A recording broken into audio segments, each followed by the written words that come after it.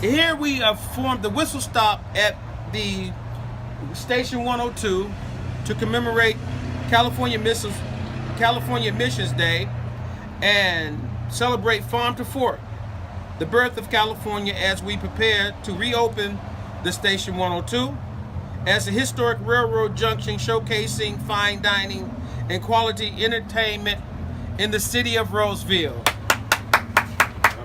Today we will consider and reflect deeply upon the importance of teaching future generations how and why California became the 31st state.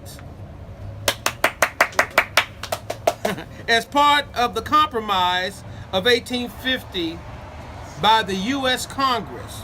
In 1821, Mexico became independent from the Spanish Empire, and on September 16, 1829, the second Mexican President Vicente Guerrero announced by official decree the ending of slavery throughout the young Republic of Mexico. In 1836, Texas declared its independence from Mexico, and at the dawn of the Mexican-American War in 1846, the doctrine of manifest destiny, by expanding the United States from sea to shining sea, sharpened the political divide over chattel slavery in the vast open lands of Mexico and Alta California. At this time, I'd like to ask Michael Harris to come. He is our historian, to finish up our historical perspective and to end this program. The Missions Day holiday is 167 years, and Governor Edmund G. Brown Jr., his proclamation, official proclamation from the governor, it reflects some of the history that Charles talked about. It focuses on the Mexican province of Alta California. Now, Alta California is not just the state of California, it's Utah and Arizona and New Mexico, all of the lands that were taken during the Mexican War, Mexican-American War, 1846. So if you go back a few more years, when Texas was taken from Mexico by force, Austin, that kind of Houston and many others, that kind of started the whole downfall of the young Mexican Republic that was only became a republic in 1821.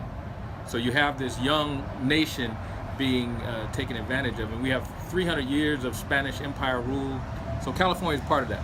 And so Admissions Day is that transition period from being Spanish Empire for 300 years, 25 years, give or take, Mexican period, and now it's under martial law.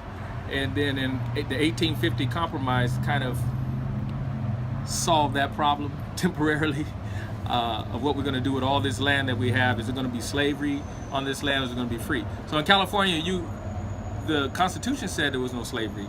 However, you could keep your property. If you were transitioning through the state, as they said, you could keep your property. So there was a lot of slavery in California. It wasn't just a little bit of slavery. It was quite a bit of slavery in California. And we don't want to talk about that. So one of the reasons why Admissions Day is very important is because people of African descent were part of the California Republic, which only lasted 25 days. The Bear Flag Revolt, you had roughly 30 people, 1/3 of the people that were fighting that war were people of African descent. And so you have this whole contribution of people of African descent here in Spanish California, in Mexican California. The Mexican governor, he was black. The richest man in the state was a black man. But they spoke Spanish and they had different surnames. So California Missions Day is very important to tell everybody's contribution. The African contribution is just one. There's many others. The Russians were here. Of course, the Native Americans was here, and they're not Mexican. They're indigenous to the land. We don't talk about them, but we're all part of this country now. We're all part of the state. 167 years is about time when we start telling the story of California Missions Day. And here at the station, we're at a railroad junction, and this is, in this city, is the largest railroad shipping yard on the West Coast. And it brings people together for a lot of reasons. Fine dining and entertainment is what happens here at this station. But the station about 2 miles from here brings trade and commerce from all over the world through the transportation of rail. Union Pacific Railroad, as well as, well, today it's Rupert Murdoch. Burlington Northern Santa Fe. And so those, you know, over time, they came together, merged, became a big conglomerate, is the word I'm looking for. But it's the lifeblood of an economy for a nation is what the rail brings. Trucks are important, planes are important, but most of the tonnage, the heavy cargo, are on ships and rail. And that's controlled by the Department of Agriculture, weights and measures. So everything that goes in here is weighed and measured. And everything that's in a box has an ounce on it and has a UPC code on it, so it can legally be on the road. And that's what happens here. When you bring it all together at the junction, that's Roseville, at the station, which is this particular business. This is why we're reconfiguring California Missions Day here at this location. Well, next year it'll be bigger and bigger. At the Whistle Top. Woo! Woo! Yeah, so this land is your land, this land is my land. And what's most important about that is that no one, no matter how blessed and fortunate they are to have the monetary or the economic or political will, should forget that this land is our land and it belongs to all of us. Martin Luther King said it this way, that we're all caught in an inescapable network of mutuality tied in a single garment of destiny.